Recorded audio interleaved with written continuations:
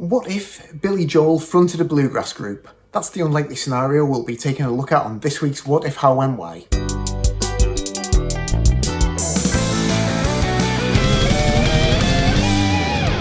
Hi, my name is Morgan Brown, and every Monday I upload a new What If video to my YouTube channel. The idea of these is that each week I take a different popular song and imagine an alternative universe in which some change of circumstances causes that song to come out completely different from the version that we know and love. I then take the original lead vocal of that song and record a new backing track to it using just GarageBand and whatever instruments I have to hand in order to bring that alternative version of the song to life. So the song I picked this week was We Didn't Start the Fire by Billy Joel, and I attempted to turn that into a bluegrass song, so if you haven't had a chance to listen to that yet, here's a little taster. Birth control, Ho Chi Minh, Richard Nixon, back again, moonshot, Woodstock, Watergate, punk rock, Bacon, Reagan, Palestine, terror on the airline, Ayatollahs in Iran, Russians in Afghanistan, Wheel of Fortune, Sally Ride, heavy metal, suicide, foreign debts, homeless vets, AIDS, crack, Bernie gets, hypodermics on the shore, China's under martial law, rock and roller, cola wars, I can't take it anymore. We didn't start the fire.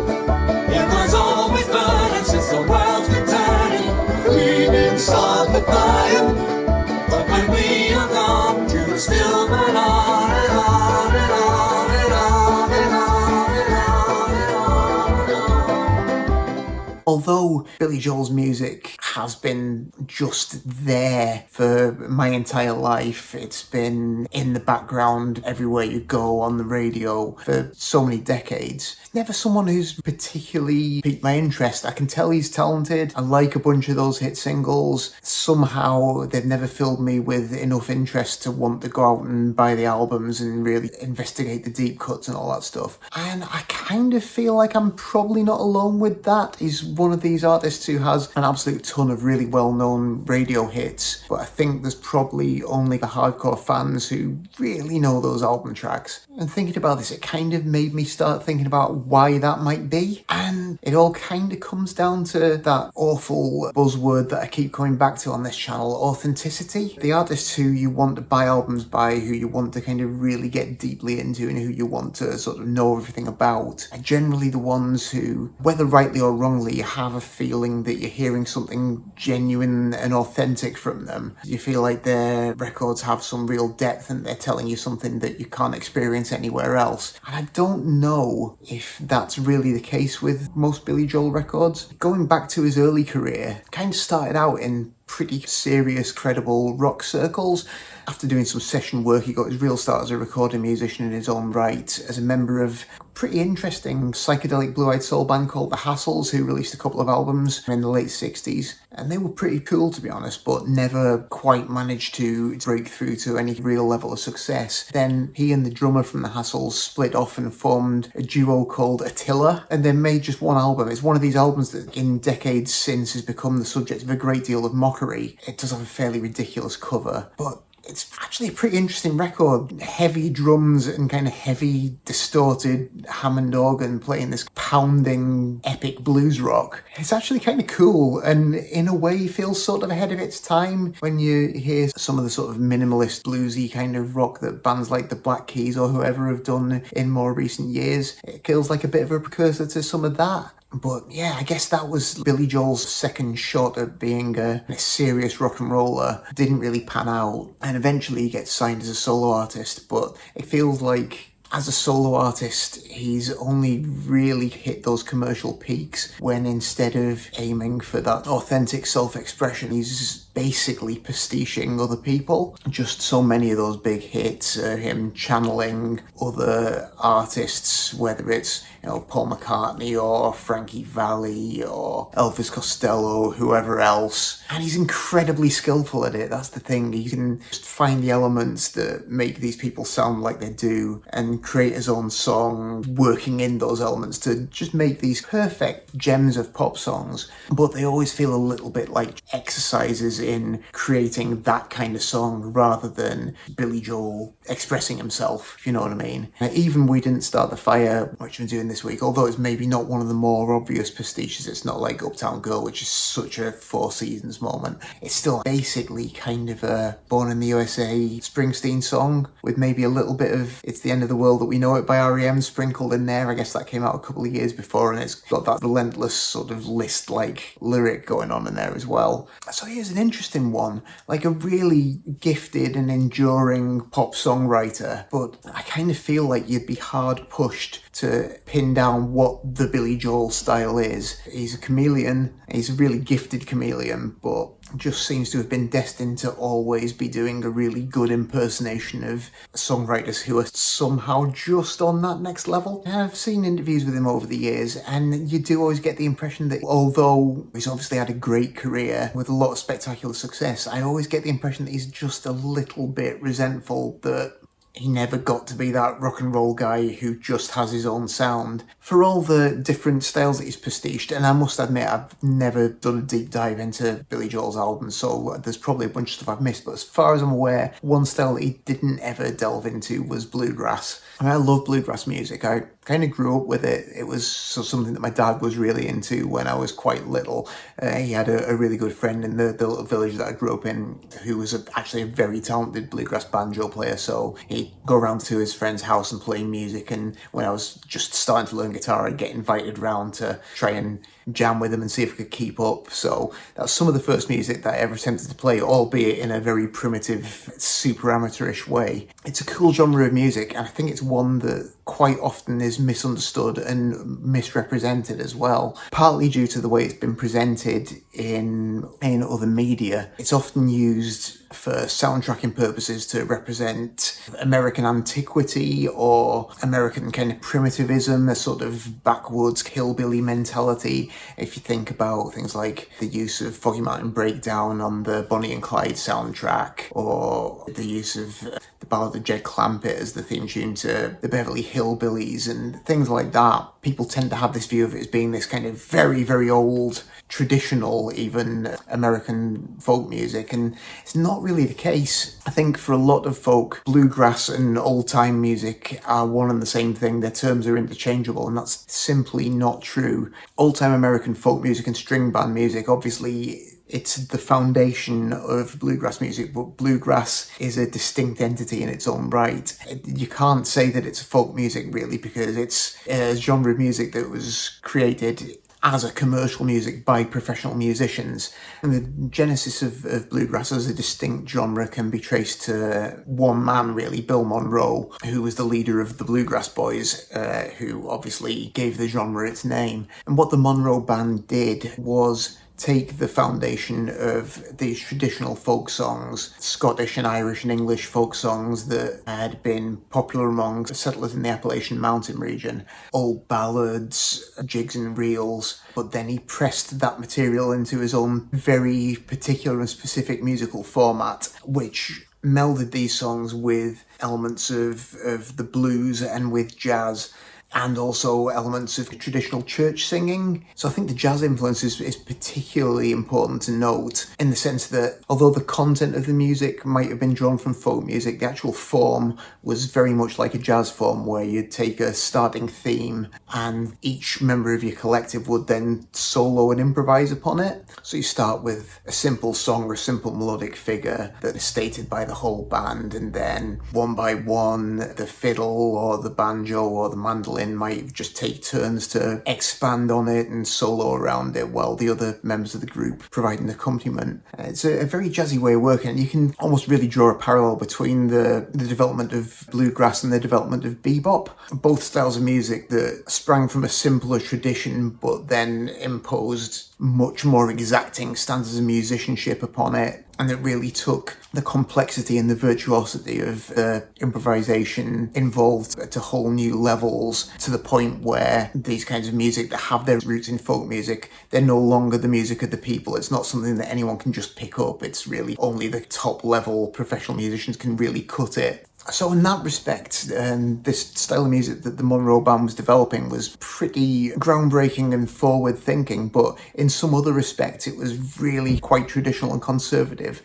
I guess at the time that that band was emerging, electric amplified instruments had become pretty commonplace in mainstream country music and western swing and the like, but bluegrass as defined by Bill Monroe was strictly acoustic, so stand-up double bass, resonator guitar for slide guitar, no electric lap steel, anything like that. And those rigid rules that he set in place for that have remained the standard for traditional bluegrass to this day. Obviously not everyone wanted to stick to Bill Monroe's strict rules about how bluegrass should be played, so as other people outside the Monroe Band started to pick up the genre, you had people innovating, developing new techniques and trying to bring new sounds in. Though Monroe encouraged his instrumentalists to innovate within bounds, they were still hemmed in to some extent by his more conservative musical urges. So as time goes on, you do start to get people branching out. You get bands like the Osborne Brothers who, on their great album Modern Sounds in Bluegrass, introducing things like electric bass playing, which just allows them a much punchier, fuller sound than the traditional acoustic band all grouped around a single microphone. You get people just starting to draw from a much wider range of material as well, so rather than only having things based on traditional folk music, you see the likes of Lester Flatt and Earl Scruggs, when they've broken away from the Monroe Band, starting to cover songs from the folk revival, so Bob Dylan and Pete Seeger songs, that kind of thing, and they start playing to these countercultural audiences, which then prompts a lot of those people to get into bluegrass, and then they start forming their own progressive bluegrass bands, and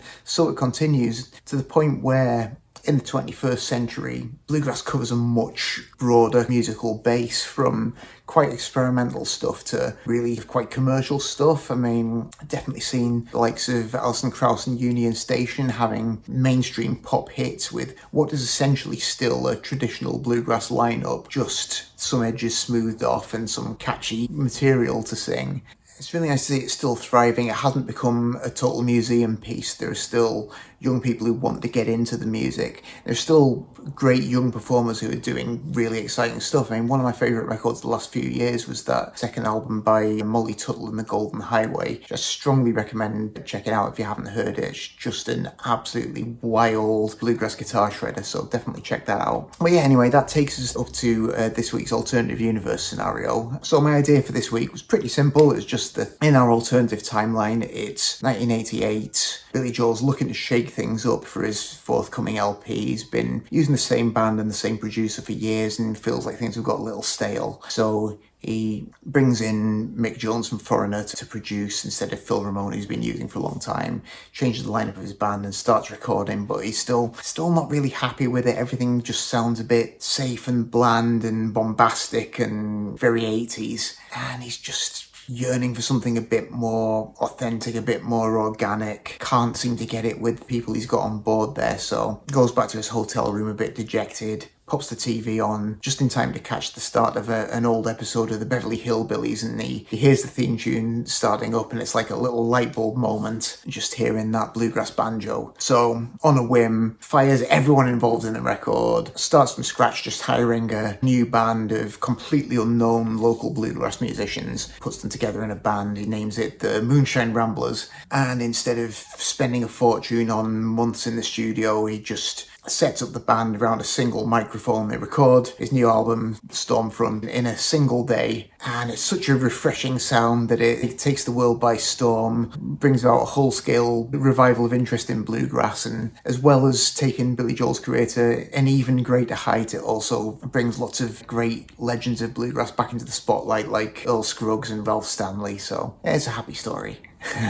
So yeah, in my own attempt to turn We Didn't Start the Fire into a bluegrass song, as ever, the first step is just taking the isolated vocal, dropping it into GarageBand, getting it synced up. I sped it up quite a bit because I wanted that really frantic, fast bluegrass tempo, but then decided the first thing I wanted to put on was the banjo. Now, I used to be okay on the banjo when I was well practiced. My old flat was a kind of old building with thick walls. It wasn't a very nice flat, but at least I could make a lot of noise without bothering the neighbours. But I've been in this current place for about 14 years. It's much nicer, but the walls are thin and the banjo is loud, so I've not really practiced a great deal for a very long time. So tried to play this song up to tempo and it just wasn't happening. So full disclosure, in order to actually be able to play that banjo part, I had to slow it down by like 20 BPM. And even then, I'd still had to do it in numerous takes. I was that out of practice, so bit of cheating involved there. Don't want to try and fake my way through it, but there we go. Then for the next step, popped some rhythm guitar on. Pretty straightforward, bashing out the chords, a few bass runs like you hear on actual bluegrass records. My bluegrass playing is very sloppy, like you'd never get away with it in a real bluegrass band, but I figured it was the best I could do.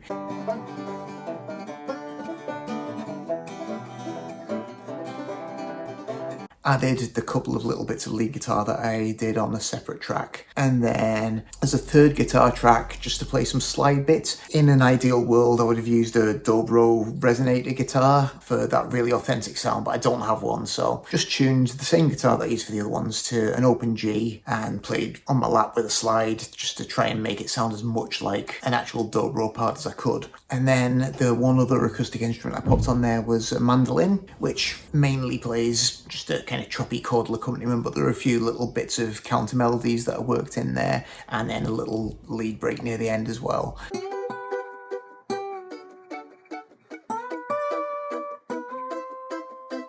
There are a couple of instruments in the typical bluegrass band lineup that I just didn't have, so I had to turn to GarageBand instruments for those. Obviously I needed some bass on there. I don't have a double bass. I wish I did, that'd be great. So I used, I think it's the Studio stand-up bass or something it's called on GarageBand, which it sounds okay. As long as it's not too upfront, you don't notice that much that it's not a real instrument. So I just played that in on my MIDI keyboard. And the other thing that I definitely needed was a fiddle sound. Now I've got a couple of different classical violin sounds available, but they just don't cut it for a kind of folk fiddle sound. Far too smooth, they've got too much vibrato, not enough attack. I would have been stumped, except for a tip that I got from my mate Kev. It absolutely saved my life on this, who pointed out that in the world instruments section there's a Chinese string instrument that actually sounds a lot more like a fiddle than any of the violin sounds. And lo and behold, it really does. I mean, wouldn't stand up to too much close scrutiny, but in a mix, I think you can get away with it. That's a monophonic sound, so you can only play one note at a time. So I've got a couple of tracks on there just so I can get some double stops, because that kind of double stop fiddle sound is a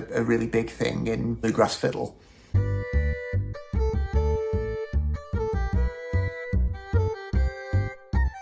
So really the trick to turning We Didn't Start the Fire into a bluegrass song was just trying to figure out how to work the arrangement. On a real bluegrass song, you'd probably just have an introductory verse and chorus, and then you'd launch into the solos and have lengthy instrumental breaks. We Didn't Start the Fire doesn't do that, and I didn't want to mess around with it too much because there are a lot of lyrics to get in. It didn't seem right to cut any of those out. So instead of doing that, I tried to just change up what was going on underneath the vocal throughout. So sometimes there's just a little chordal vamp. Sometimes a couple of instruments will play a counter melody, sometimes in harmony, sometimes on their own. So there's constantly just a bit of change happening underneath just to keep some variety going. I also should mention added in a couple of extra backing vocals just to try and give it a little bit of high lonesome kind of sound. Can't sing that high and I can't sing very well either, but I just added a few extra harmonies in there just to give it a little bit of a push towards more of a bluegrass sound. And then, because I didn't have a really big instrumental break, I still thought there should be a little moment of each instrument being highlighted. So just in the out chorus where you've got the repeating We Didn't Start the Fire bit, I had a little section where each instrument in turn just plays a couple of bars of instrumental break. I figured I could probably just about get away with that without everything falling apart.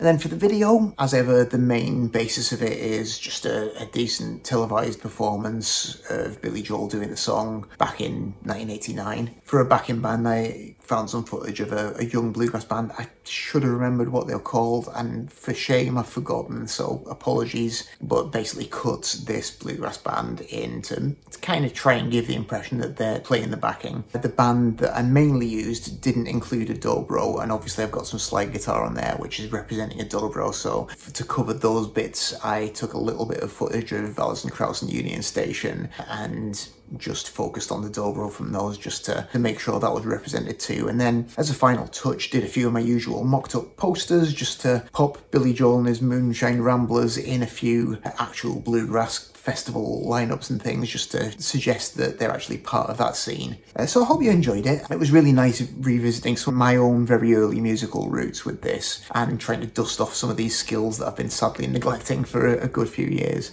I know some people hate We Didn't Start the Fire, and I know Billy Joel himself isn't particularly fond of it, but I've always had a bit of a soft spot for it, so it was good fun doing something with that song as well. So if you did enjoy it, please let me know down in the comments, and if you could like and subscribe, I would greatly appreciate that. If there's anything else that you'd like me to try in coming weeks and months, any songs you'd like me to take a look at, any artists you'd like me to investigate, or any genres you'd like me to try my hand at, I always appreciate your suggestions. I've got a growing list of them, so keep them coming. Hopefully I'll get around to doing at least some of them over the next few months. But otherwise, that's all from me for this week, so thanks very much indeed for watching, and I'll see you next time.